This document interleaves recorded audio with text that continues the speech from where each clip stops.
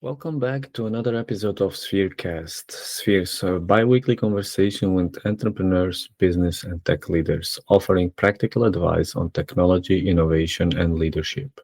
I'm your host, Adin Harich, and today we are diving into a topic that hits close to home for a lot of tech leaders: burnout.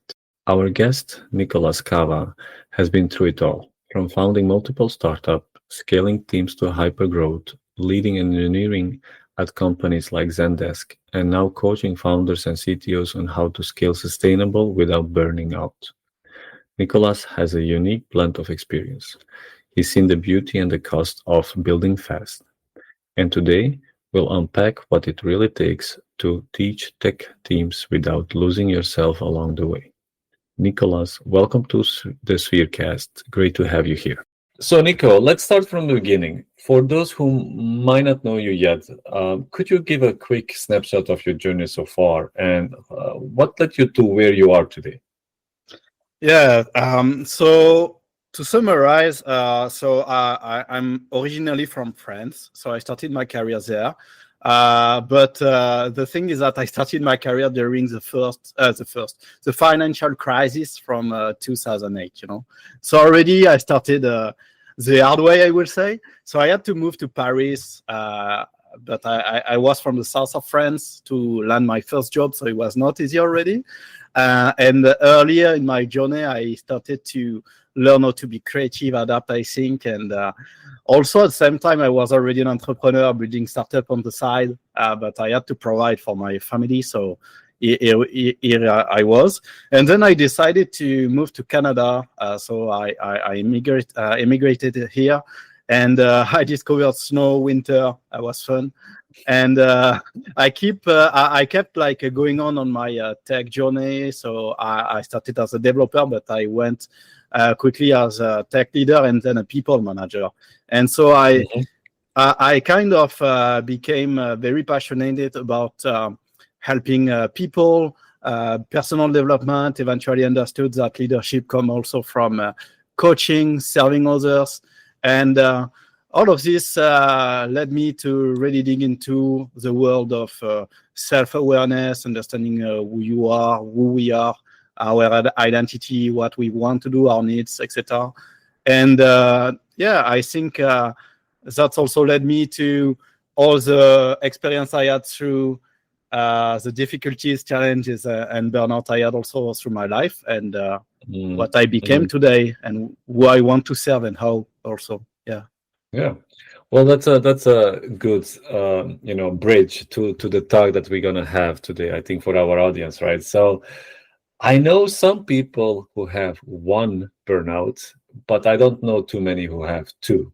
And during our get to know each other call, you said you have it twice. So I would love to know, and the audience definitely would love to know, what were the moments that you made you realize you hit that point, and how did you recover from that, and how did it look that to you?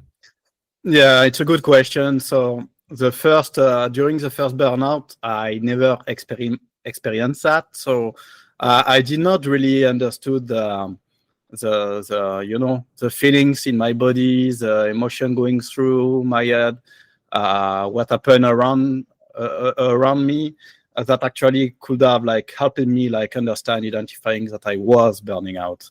The second time, actually, I knew all of that. I identified the feelings, I identified the emotion, etc. I was aware that I was burning out, but I decided to keep pushing through because I had to. I had responsibilities for my family, for my job, and for some reason, I decided that sacrificing myself was a good choice to do at this time. I learned about that, but yeah, the second time I burned out while knowing that I was burning out, unfortunately. So I would say that the first thing that happen when you burn out, when you start to burning out. So first of all, it's a multi-level process, right? It's not like you pass from 0 to burnout. It's like burning out level 1, level 2, level 3, and there is multiple level of burnout. Sometimes it takes longer to recover. It depends on the person. It's very contextual, situational. Well, that's the first thing. And I think one of the first symptoms that the thing you can identify is how you are with your environment around you. Like, are you like on the edge? Are you like taking things personally? Are you being more maybe toxic unintentionally? You have toxic behavior? Are you like replying harshly? I mean, this kind of how you react actually to the little things in your daily life. Because when you are burning out, actually every detail, everything that happens in your life, even the tiniest things, actually like so much for you that you react like in a way that is unusual for you. So that's how I see it, is that you start to feel on the edge, really like affecting your environment. I was affecting my kids, my partner at this time, my friends, my family too, in the way I was less present for them. So that will be the first symptoms, the first way to identify it. Yeah. So the change happens basically in the behavior towards other people and situations, right? As you said. Interesting. Let's go to the tech culture, and because tech culture, is still glorifying the grid. As you said it, I wanted to keep on doing it all-nighters, back-to-back sprints, ship it now, fix it later. So why do you think that so many ingrained it, and how can leaders start changing that culture within their teams, right? Yeah. So first thing, I will maybe share a contrarian take about it, but I don't think the culture should change totally. I think it's great to have this ship it now, fix it later culture for the product or for the business. What is really dangerous is to apply this culture to the people. So that's the tricky balance, is how you keep building the product the way we build, because I think it's really efficient to ship as fast as possible and learn from that, get feedback earlier and pivot, because that's a way I think you build a business that is very efficient and prevent you from burning out actually, because you get results faster. So, but the issue is that people just, maybe because it's simple to think like this, or they are in their comfort zone, they just apply this way to build a startup to their personal life, to their team, to their people around them. And that's the issue. So the goal is really to keep building businesses and products this way, but at the same time, to prevent you from becoming like this, if it makes sense. So it means like you have to early, when you start to build a business, a startup, you have already to put in place systems that prevent you from working endlessly, like being self-aware about, as I said, the feelings and emotion going through in a daily basis, really a daily basis, like adapt, revise what you do and how you behave with your work and your surrounding, and make sure that you have like non-negotiable in your life. So, and it applies to your team too. Like, one of the non-negotiable I have with my team is that never blame, for example. It's like you have the right and you are authorized to fail. You are authorized to make mistakes. You are human. We have to be vulnerable too. And as a leader, I think it's really important to be human, show your weaknesses, communicate about them, because first it helps you. It feels good to say that, because you will find people that feel the same. So you will normalize your struggles. But also what it does is that it creates a psychological safety for your team, and your team in return will also be vulnerable and express that they are tired, fatigue, etc. And so that's data you can use to make sure that you sustain this pace, because startups will always be fast. You will never like, there is no way you go through around that. If you build a startup, you will have to assume that you will always have work, will always be fast. So the goal is really to build non-negotiable with yourself and your team, and make sure that you, around this constraint, you build a culture that is able to shift fast for your startup, if it makes sense. That's the way I will approach it. Yeah. All right. Yeah, definitely understand that. So Let's go maybe into how to cure burnout, right? So in our talk, you said also that delegation could be a prevention tool. So what does that mean in practice, Nico? So the first thing is that, especially as a founder, you want to be in control, right? You are passionate about what you are doing. You started maybe alone or maybe with a co-founder or two. So the feeling of creativity you gain from that, the entrepreneurship, it's like you feel in control. You do sales, you do marketing, you do everything. There is nothing stopping you. The sky is the limit, right? The issue is that as soon as you start to scale, it becomes hard. It becomes a burden because eventually you need really to focus on 1-2 areas because it's becoming too much. At the beginning, it's simple. You are pre-product market fit, but after that, after market fit, you start to your brain is needed elsewhere. Your brain is needed on a particular area of your business, and you keep trying to have this mindset of being in control. So you may be micromanaging, micro editing what your team is doing, etc. And you have also a difficulty to trust because it's your baby. It's something you built from scratch. So you really want the team to follow your vision. And so you tend to be there in their operation daily, and that's the issue. And this is where you need to learn to delegate. This is where you need to learn that your role as a leader is to actually to serve your team, because actually the customers is not anymore the person you need to focus on. You need to focus on your team, and your team will focus on your customers. So actually, your customer as founder is your team. So because burning out really is about keep doing these things that you used to do as an early stage founder, and at a scale that is not sustainable anymore for you, if it makes sense. So you have to learn the skills how to delegate properly, to share this vision, to make sure everyone is aligned as much as possible, because the more you align your team, the more you will be able to delegate to them, the more you will be able to sleep at night knowing that your team has your back. So if you want to claim back hours, is really the best way. Like, I don't know, you are doing marketing 10-15 hours a week.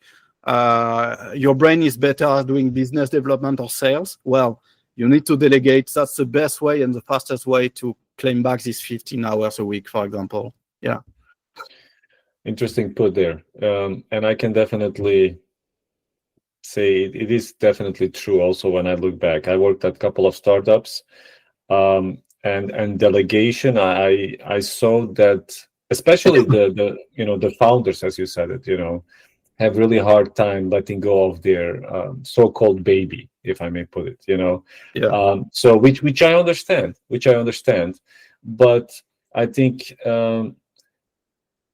I don't know who quoted it and who said it, but it's really true that the best companies, startups and scale-ups, are the ones that actually can function without the CEO, which means that the CEO has put teams in place to function without him. As you said it, if you put out the vision, alignment, they know where to sail to, even without you. And I think that's really something that I want to give also to the starting founders who need to let go and delegate. It is liberating, I think. I'm not speaking for myself, but I saw it with the founders, and I see you're nodding as well, Nico. So I don't know if you want to say something on that, what I just commented as well. Please go ahead. Yeah, I'm glad you relate, and I think many people will relate too. And it's really most problem come from the mindset, and then when you figure out the mindset, you can just implement the system, and you will find out that delegating is really a benefit for everyone. give opportunities also to your team for growth. But what I want to add to what you said, I had a manager at Zendesk. I remember one of the things he said every time was, I make everything I can to make myself redundant. And that's really beautiful, because it's kind of poetic in a way, self-sacrifice as a leader, but also it means that, technically speaking, it means that you are building a culture, a system that your team can actually just operate fine without you. Like, imagine you are not there for 3 months, and you come back and nothing changed. Actually, everything is working well, everyone is aligned on the goals, etc. And I think it's every time I think about this, because as a leader, I think if you are able to build this, it's so powerful. And also it's a North Star vision, like the more you tend for that, the more I think you become effective as a leader and a founder. Yeah, really, really powerful take he had. Yes. Nico, I have a question on that as well, because I saw in my experiences as well that I came in different stages with startups. So I was really with startups, as you said it, 3 people team, and let's try to build out something. But I was also in bigger VC already, founded startups, Series A, B, C, and I saw that some founders were not suited for that size of a business, and I think they're doing themselves sometimes a little bit, they try to grind and still to do, but it's a little bit too big for you, or it's not what you wanted anymore, because actually you were the product guy, for example, and now the product has become such a huge thing that you cannot just control it anymore, for example, right? So I'm happy you're nodding, because I think you have maybe some shared experiences. So please, elaborate maybe on your experience there as well, what you saw. I don't think we talk about this enough, because I think there is maybe not shame, but I don't think people want to talk about it, because they maybe see this as a failure, like, why I was so good at being an early stage founder, and then I reach Series B, and then I don't know, I feel less good at what I'm doing, or less energized, and something must be wrong with me. I must overcome this. I must learn.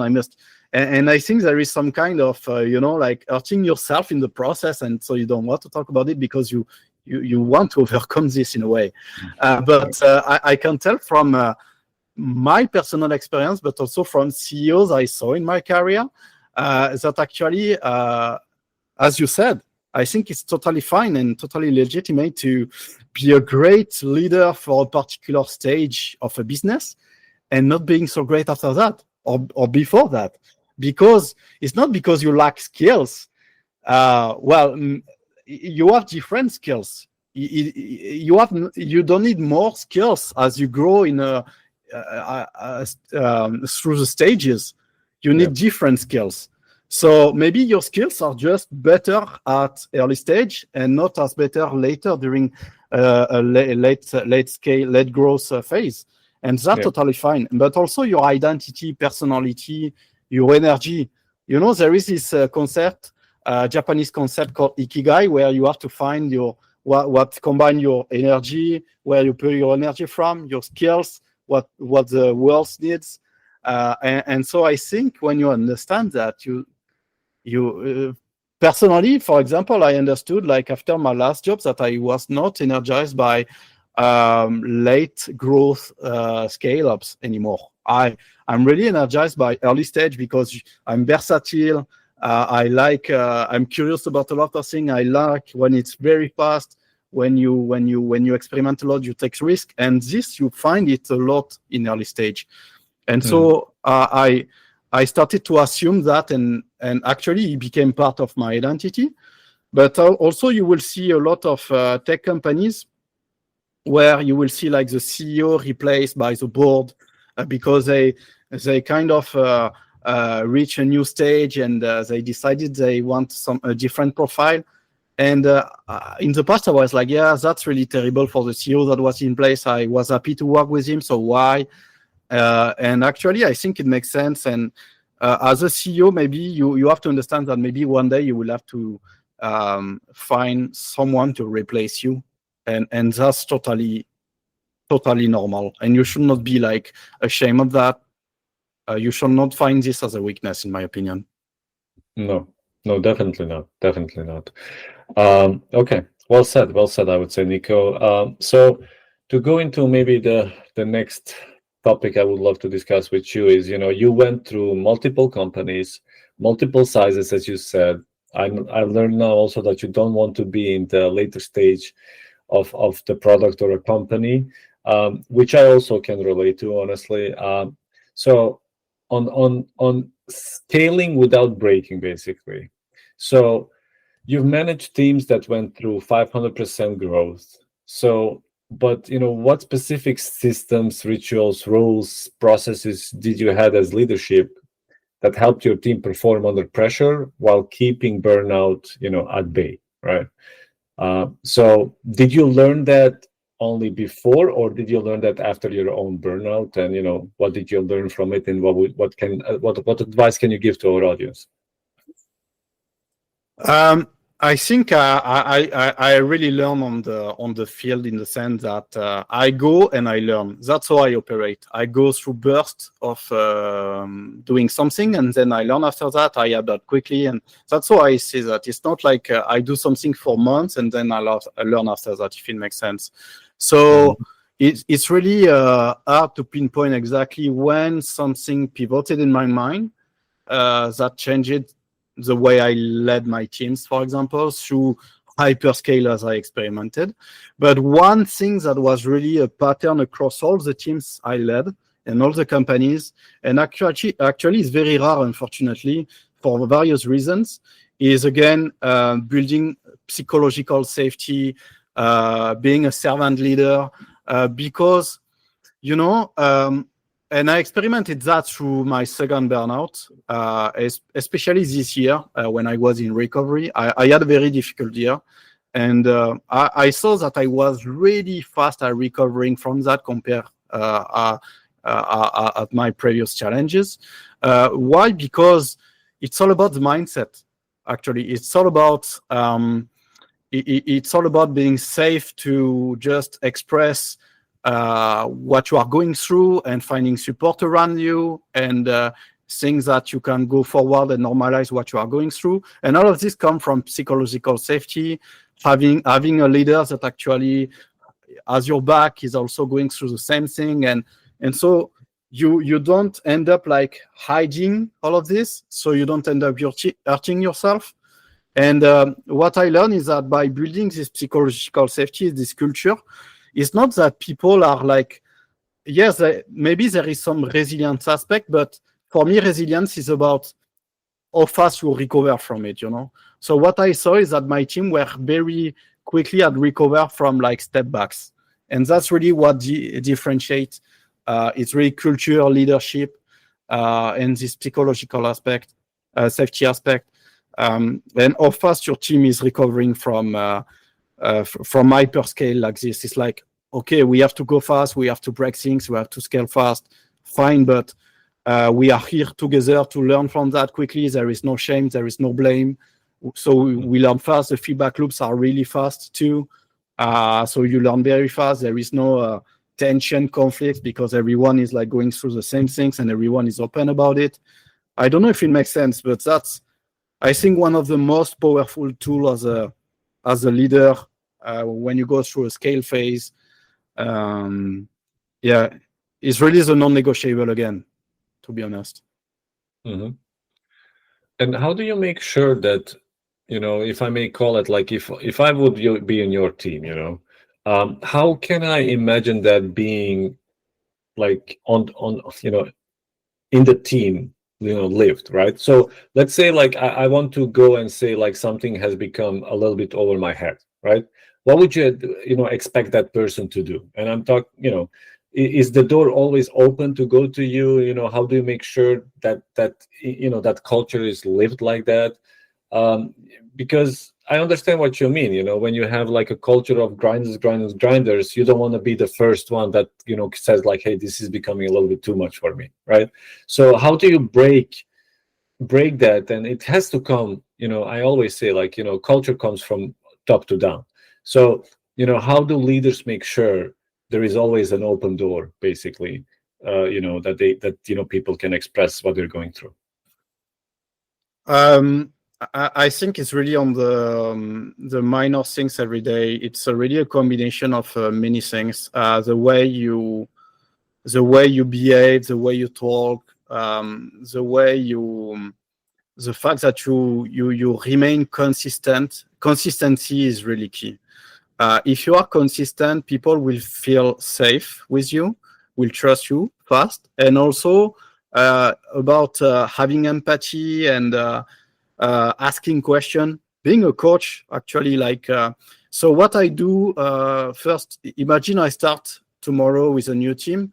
My goal is really to put as many feedback loops as possible for my team to reach out naturally or intentionally. So we can talk about weekly one-on-ones, for example. And there will be casual, focused, like I will just asking question, and my goal is really to listen more and try to help my team to find solution by themselves and never judge, never blame. Really acting like a coach. See. I don't know if you worked with a coach or a therapist in the past, but they never judge you, right? They keep asking questions, and eventually you find your own answer. So that's really the way I see it, and you feel really confident to share, because you feel you can be vulnerable.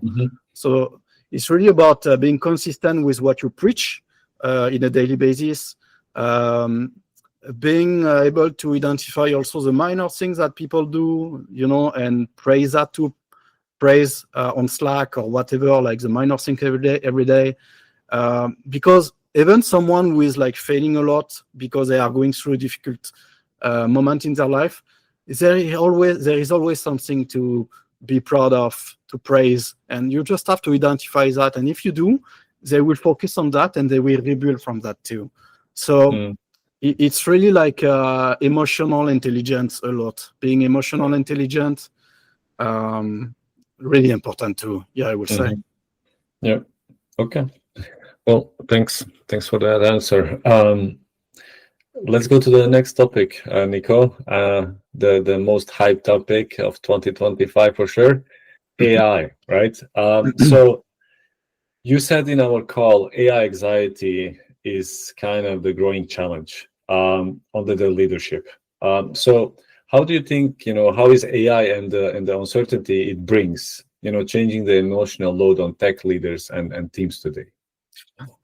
Yeah, I anxiety is really a thing. Like even myself, like several months ago, I was going through AI anxiety. I was still trying to find a job before I restarted my business, and I was like, yeah, so many things AI is disrupting.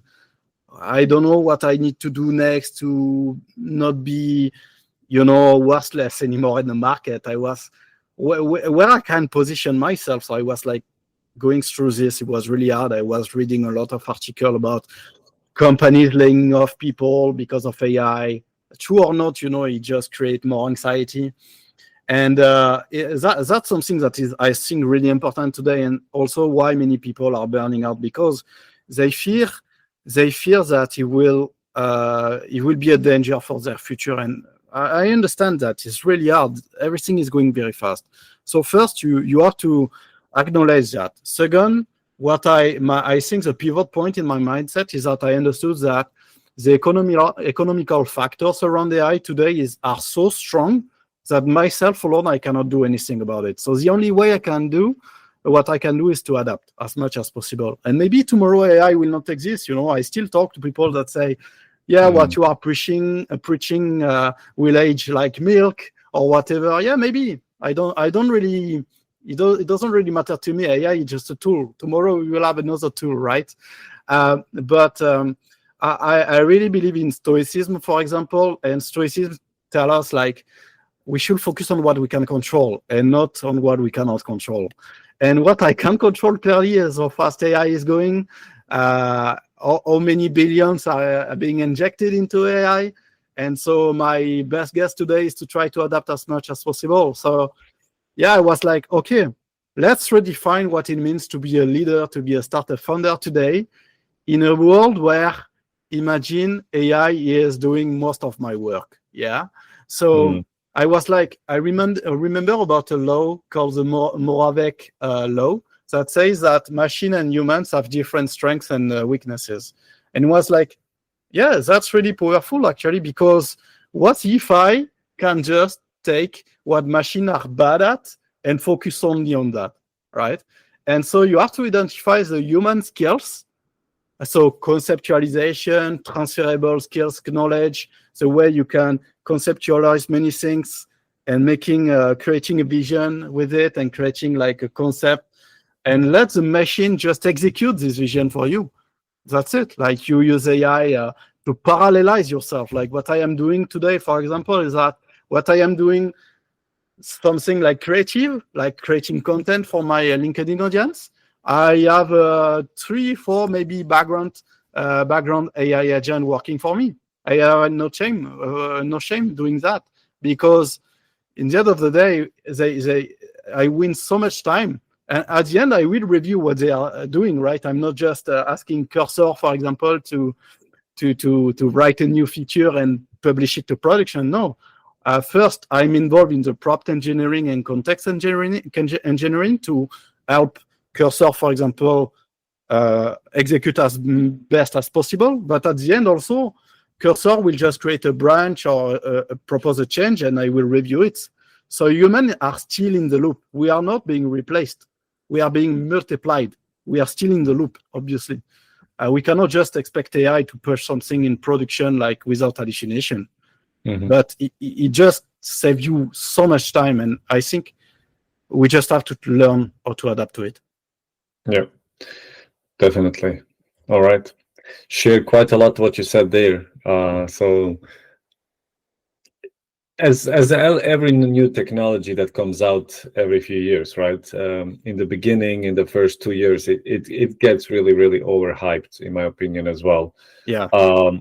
And in the end, it's, it doesn't mean that you need to use this newest technology. It can also mean that actually, for example, automation is the one for you. Robotics is the one for you, and not the AI. So it's in the end, it's about business efficiencies, right? Winning time, right? That's what it's all about, right? It depends on your goals, actually, right? If you build a business, obviously you build the business to make revenue. So you want efficiency. But if you are like doing something for passion, you may not want efficiency. You may just want to do something that passionate you. Like coding, it's a passion for many. I do code still, and I love it. And there is creativity on that, and it's like an art sometimes. And I don't think you should stop doing that if you love that. But you just do it as a part of a passion project or something you want to learn on the side. But if you really want to be the business, your goal is to be as efficient as possible, because everyone is doing that. So if you don't do that, you will have less opportunities to compete. So it depends really on the goals you have. And again, if AI is not a tool tomorrow, the worst that can happen is that you learn a lot about a particular field, and you moved into the next one, like I did for the blockchain years ago when it was Web3 blockchain was the hype, I learned a lot, and I moved into the next thing, and that's it. And I become better at it. I become better at other things because of that. So, yeah, don't be attached to tools. Yeah. All right. Let's go to the ending questions, I would say, Nico. So currently you are fractional CTO. You work as fractional CTO, and how does this model help startup founders or early stage companies avoid burnout, both in terms of workload and mental space? So I would say maybe the model of fractional CTO, like the traditional model, even if it's really like a new concept, does not really focus so much about personal development, mental space, claiming back hours, because you will see a fractional CTO as a pure CTO, like really helping you with a roadmap, with a product strategy, technological strategy, hiring, raising funds, etc. Yeah, obviously that's really part of what I am doing. That's my core skills. But because of my experience through burnouts, my passion about personal development, mental health, and the ways that I want to talk about all of these things vulnerably, publicly to help people, I found kind of a niche where I combine both, because through my experience also talking to founders, yeah, we talk about technical things, obviously, but many times quickly the discussion go around like how they are overwhelmed, or they are going through personal challenges, or they are like doubting themselves, etc. I was like, yeah, I can help with that too, with a combination of both. I can be just a partner in building a business, in the general sense, not only technical, but also accompanying you in a human kind of basis, I will say. So fractional CTO, you can see it as already a part-time tech leader for early stage startup founders, mostly because most of them are not technical themselves, I will say. So you don't have a full-time CTO because you don't have the budget, and even I don't recommend hiring a full-time whatever before you hit product market fit, because you will just I think burn your runway very quickly. And today, especially with AI, you can achieve product market fit as being a non-technical founder with the support of a fractional CTO, or even alone if you are curious and learn fast enough, I don't know. But so that's where I think the fractional CTO can really help. So it's helping like guiding important tech decision, tech plans, costly mistake also that you will maybe do, or many like MVP I see that are really like taking months and months and months to build, where they should take weeks or 1 month or 2 max, and just focusing on a core problem. And you end up with a lot of technical debt that is really slowing you down after product market fit when you try to scale. And I focus on helping people who are burning out or like overwhelmed, because I empathize with these people. So I want to help them like claiming back time so they can focus on what they love and not technical like burden. They want to build a business, start to customers, doing sales. So yeah, I just join. I take all this burden out, and I help them like being a partner for them, not just like a simple freelancer, that just execute. Yeah, that's how I see it. Definitely. Cool. Nico, that was one of the last questions that I have. Was really a good one. I have one last one to wrap it up, right? So as in your current role, and of course in all of the past roles that you have worked, you have met a lot of tech leaders, CTOs, yourself, founders, of course, many early stage. But who is the one person you can think of that would be a great guest for Spherecast? Somebody that can continue this conversation around sustainable leadership, growth, tech innovation, digital transformation, for example. Who is that one person you're thinking of now? Yeah, top of mind, really. It's a good question. It's a really good question. I met many people interested by the topic, but it's still rare, especially people in tech or technical people that are really like dedicated into sustainability or mental health, etc. I don't know. It's still a shame, especially in the tech industry. The fact that there is not enough women also in the roles, like technical roles, also does not help, because we need more vulnerability, empathy, etc. So top of mind, I will say I will recommend inviting Tony Jamus. He's actually the CEO and founder of Oyster. Oyster is a company that is in the remote workspace, trying to solve remote work, so talent acquisition and all of this, onboarding, etc. I'm less into this kind of field right now, but for years I was really into remote work, asynchronous work. Right now I'm focusing more on something else, and I learned about Tony at this time. And when you see his content on social media, is really refreshing. I'm really happy that a CEO at his stage is still talking about all these topics and trying to spread the word. So I really recommend Tony James here. Really, one of the leader. I will invite you in your podcast. We will definitely get in touch. So please introduce me, and I will definitely get after Tony, I would say. All right, cool. Nico, thanks very much for having you on the Spherecast. It was really a great session. I hope, and I know, let me put it like that our audience will learn a lot. And it was an interesting topic to talk about, very valuable. I think we've never done it before on Spherecast, at least. And yeah, so I would just say, we never know if we speak again on another episode or an episode with Tony, maybe even.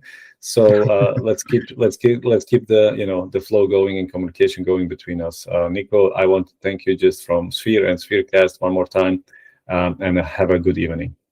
Thank you for the invitation. It was really amazing to talk with you and having this opportunity to talk about this topic. And so thank you for having me. And yeah, I hope I could have helped maybe one person today. I mean, I'm really happy for that if I did that. So thanks again for the platform. And yeah, hopefully we can talk again later in the future. Definitely. You're welcome, Nico. Bye-bye. Bye-bye. Thank you. Just gonna stop the recording.